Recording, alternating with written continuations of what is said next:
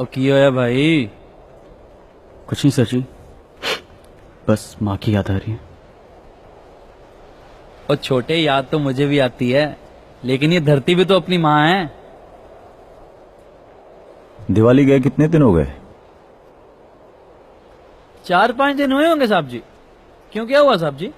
नहीं नहीं, कुछ नहीं, ऐसे ही। बेटे का अपने हाथों लिखा खत आया था। कह रहा था कि पापा, इस दिवाली बम दुश्मन के साथ नहीं, हमारे साथ फोड़ना। बड़ा ही स्वीट है जी।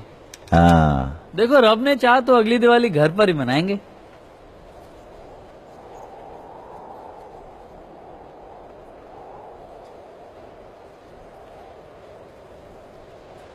कश्मीर में 1.5 महीने के लिए ऑपरेशन पर गया था। लौट कर आया तो मालूम पड़ा कि मेरे बेबे मर चुकी थी। तब से मैं इसी माँ की सेवा कर रहा हूं। तेरी तो फिर भी 2 माएं हैं। रो मत, खुश रह। तू फौजी है और फौजी कभी रोता नहीं है। बस यही सोच, इसी सोच की वजह से लोग हमें इंसान नहीं पत्थर समझते हैं। फौजी के दिल थोड़ी होता है। कौन कहता है? कुछ चीज है जो धड़कती। कोई किसी कॉलेज में जाके चिल्ला चिल्ला के माइक पे कहता है कि इंडियन आर्मी रेपिस्ट है, और हजारों की तादाद में लोग उसका समर्थन करते हैं। हम कश्मीर में टेररिस्ट मारते हैं और कुछ पढ़े लिखे लोग उनकी मौत को शहादत का नाम देते हैं। लाखों लोग पेटिशन साइन करते हैं इंटरनेट पे, कहते हैं कि इंडियन आर्मी कातिल है।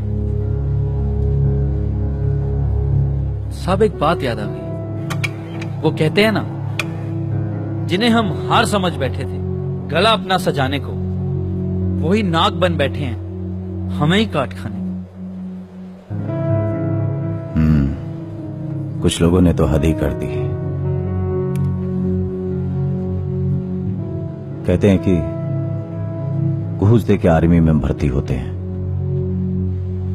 फोकट का राशन खाते हैं। एक तरफ कोई एक्टर कहता है कि किसने कहा था उस 19 साल के लड़के को सरहद पे जाने के लिए, और दूसरी तरफ कुछ लीडर्स आतंकवाद के खिलाफ हमारी जीत का प्रूफ मांगते हैं। They bloody dog this uniform. Proof? अब हम सबूत दें कि आप सब इतनी आसानी से हर रोज बिना किसी प्रॉब्लम के कैसे हक मूत लेते।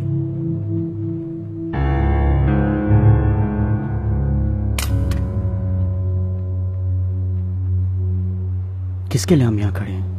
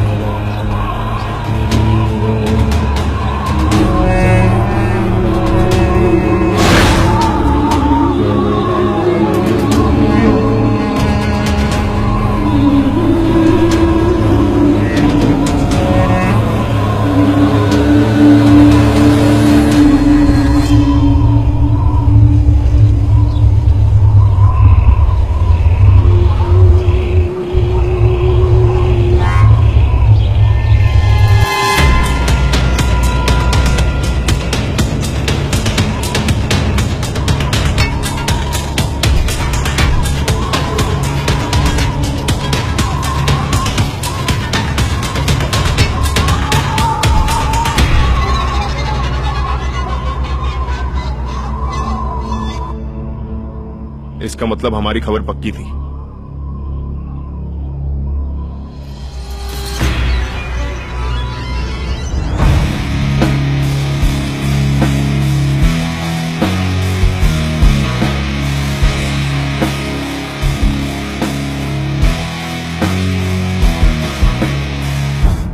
वीर जी, सरहद वाली माँ हो या घर वाली माँ, किसी एक माँ को तो बलिदान देना ही पड़ता है। एक काम करो, तलाशी लो।